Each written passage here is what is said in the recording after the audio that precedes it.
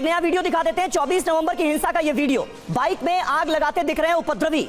Video के आधार पर उपद्रवियों की पहचान की कोशिश की जा रही है। देखिए एक और वीडियो हम आपको दिखा रहे हैं किस तरह से बाइक को आग के हवाले किया जा रहा है। और ये हमने देखा तमाम गाड़ियों को आग के हवाले किया गया, जमकर पत्थर बरसाए गए, कुछ दंगाइयों के हाथ में तो तमंचे भी नजर आ रहे हैं। हालांकि पुलिस इस बात से इनकार कर रही है कि पुलिस की गोली से कोई भी नहीं मारा गया। अब इसकी जांच होनी चाहिए, ऐसा हुआ या नहीं हुआ ये पता लगाया जाना चाहिए। लेकिन दंगाइयों के हाथ में भी तमंचे साफ तौर पर नजर आए हैं, इससे भी इनकार नहीं किया जा सकता। दानिश साहब बोलिए, जल्दी से रखिए मुझे हर्षवर्धन जी के पास। पुलिस ने तो कोई गोली नहीं चलाई क्योंकि एसडीएम साहब का आदेश था। सबने देखा कि पुलिस ने कहीं कोई गोली नहीं चलाई। हम तो मान लेंगे इस बात को। नहीं, पुलिस वाले गोली चलाते हुए नजर आ रहे हैं। पुलिस ने कोई गोली नहीं चलाई। कुछ वीडियोस में गोली चलाते नजर आ रहे हैं। नहीं चलाई है गोली।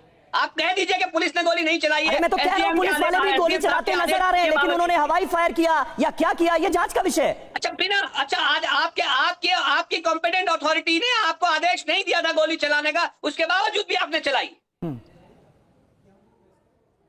आपकी सुप्रीम अथॉरिटी ने आपसे सुपीरियर जो अथॉरिटी थी, तो आपको लगता है कि गोली चलाने का आपको लगता है कि आप, ठीक है दानिश जी आपकी बात हम समझ गए, तो आपको लगता है कि ये जो लोग हजारों की संख्या में जमा थे, पत्थर लिए हुए, आगजनी करते हुए, हिंसा करते हुए, इनको किसी ने कुछ नहीं भड़काया, वो सही है। आप ये कह रहे हैं, आप ये कह रहे हैं ना कि पुलिस की गलतियां हैं उसको देखना जरूरी है, दूसरे पक्ष की गलतियां क्या हैं वो देखे ना देखे उससे कोई फर्क नहीं पड़ता। नहीं, मैं ये कह रहा हूं कि भाई उनके पास सुपीरियर राइट है, उनकी सुपीरियर अथॉरिटी जो है उसने जो आदेश आपने अभी एक लफ्ज नहीं बोला पत्थरबाजों के खिलाफ। समीर आपसे 10 बार सवाल पूछ चुके हैं, आप एक बार नहीं बोल पाए कि वो लोग कौन थे, उनके ऊपर क्या कार्रवाई होनी चाहिए। इसके जवाब अब बीजेपी से हर्षवर्धन जी देखिए सवाल बहुत सारे हैं। हर्षवर्धन त्रिपाठी वरिष्ठ पत्रकार हमारे साथ जुड़े हैं। सवाल बहुत सारे हैं और ऐसा क्यों लग रहा है कि इस एक न्यायिक मामले को पहले लॉ एंड ऑर्डर की सिचुएशन में लाया गया और फिर अब उस पर राजनीति हो रही है, अब इसके पॉलिटिकल इशू बन गए हैं। अब चूंकि हम सिर्फ बयानबाजी देख रहे हैं, सपा के प्रेस कॉन्फ्रेंस में हम देख रहे हैं बीजेपी के नेता बोल रहे हैं, सवाल ये बिल्कुल राजनीतिक बयान हो रहे हैं ना, मैं यही तो कह रहा हूं, बयानबाजी हो रही है। हर्षवर्धन जी। रवि जी देखिए, सबसे पहले तो इससे कतई कोई बचाव नहीं होना चाहिए कि कोई भी घटना अगर कहीं हुई तो कौन जिम्मेदार है, पुलिस प्रशासन और वहां की सरकार। तो सवाल सीधे सीधे वहां के पुलिस प्रशासन से और उत्तर प्रदेश की योगी आदित्यनाथ सरकार से ही पूछा जाना चाहिए, चाहे कुछ अच्छा हो या बुरा हो, ये इसमें कहीं कोई भ्रम नहीं रखना चाहिए।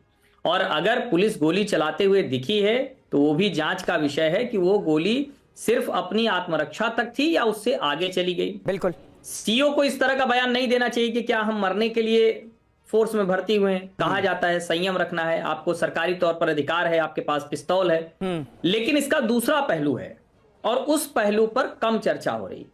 क्या भारत में न्यायालय के जज को छोटे छोटे जज आग लगा देते हैं ये नेता कह दे और उस नेता के ऊपर कोई मामला नहीं चलना चाहिए? रामगोपाल यादव का बयान मैंने ये सुना। क्या न्यायालय के आदेश, वो भी सामान्य सर्वे का आदेश, उस आदेश के खिलाफ हजारों लोग पत्थर लेकर जमा हो जाते हैं, वो पत्थरबाजी करते हैं? और पत्थरबाजी भी कोई ऐसी वैसी नहीं होती है। मैं खबरें पढ़ रहा था तो अभी पत्थर हटाने के लिए करीब करीब 2 दर्जन से अधिक ट्रॉली लगानी पड़ी, ट्रैक्टर ट्रॉली, 2 दर्जन से अधिक ट्रैक्टर ट्रॉली लगानी पड़ी उसको हटाने के लिए। अब इतने पत्थर तो किसी के भी घर में नहीं हो सकते। निश्चित तौर पर जो वहां का एलआईयू है, जो लोकल इंटेलिजेंस है, उसकी विफलता है कि वो पत्थर इतने कहां से आ गए जी। लेकिन अगर वो पत्थरबाज इस तरह से हैं कि न्यायालय के आदेश के सामने पत्थर लेकर पुलिस से खड़े हैं, पुलिस से मुकाबला करने के लिए खड़े हैं, और अभी जो रिपोर्ट्स आ रही हैं वो तो यहां तक आ रही है कि वो इस तैयारी में थे कि पुलिस को भी भागना पड़ जाए। लेकिन एक बहुत जो उसी संभल में इस मस्जिद के आसपास से आगे बढ़ते हुए इसमें एक बहुत मूलभूत सवाल उठता नजर आ रहा है, उधर की तरफ भीड़ बढ़ती हुई दिखती है। तो ये खतरनाक है और मुझे लगता है इसकी ठीक से जांच होनी चाहिए। पुलिस प्रशासन के ऊपर पहला सवाल और सबसे महत्वपूर्ण सवाल उठता है, लेकिन ये हजारों लोग सड़क पर निकल आते हैं। अब वो 5 बच्चों के परिवार को तो वापस नहीं किया जा सकता है, फिर भी नेता बेशर्मी भरा बयान दे रहे हैं, उसको भड़काने की कोशिश कर रहे हैं। ये ज्यादा चिंता की बात है और यही चिंता सबकी है कि आखिर ये स्थितियां कैसे बना दी जाती हैं कि मामला यहां तक पहुंच जाता है।